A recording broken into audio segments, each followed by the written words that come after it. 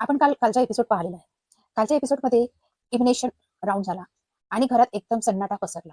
प्रत्येक सदस्यांच्या चेहऱ्यावर भीती, उत्सुकता आणि तणाव स्पष्ट दिसत होता. कोणाचा प्रवास संपणार त्याचा अंदाज कुणालाही लागत नव्हता.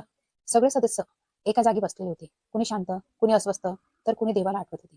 वातावरण इतकं गंभीर होतं की एखादी सुई पडली तरी आवाज झाला असता. प्रक्रिया सुरू होताच नाव जाहीर होऊ लागले. सुरक्षित सदस्य पुढे येत होते, पण मागे बसणाऱ्यांना धडधड वाटत होती. प्रत्येक नावासोबत काही जणांचा श्वास सुटत होता, तर काहींचा ताण अजून वाढत होता. आणि मग तो क्षण आला. शेवटचं नाव घेतलं गेलं. घराबाहेर जाणाऱ्या सदस्यांचे नाव ऐकताच काहींच्या डोळ्यात पाणी आलं. काही जण शून्य झाले. इतक्या लवकर हा प्रवास संपेल असं कुणालाही वाटत नव्हतं.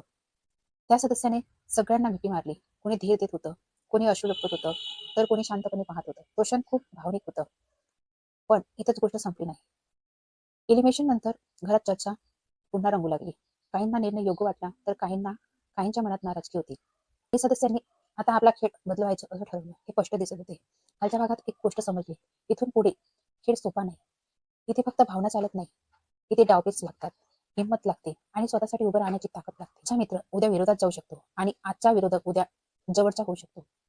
पुढचा खेळ अजून रंगदार होणार आहे. आता मला सांगा, कालच्या एलिमिनेशन मध्ये योग्य निर्णय झाला का? कोणाला घरात राहायचं होतं? आणि सध्या तुम्हाला कोण सर्वात मजबूत वाटतो? खाली कमेंट करून नक्की सांगा. आणि अशाच अपडेटसाठी पी टॉक मराठीला पाठिंबा द्या.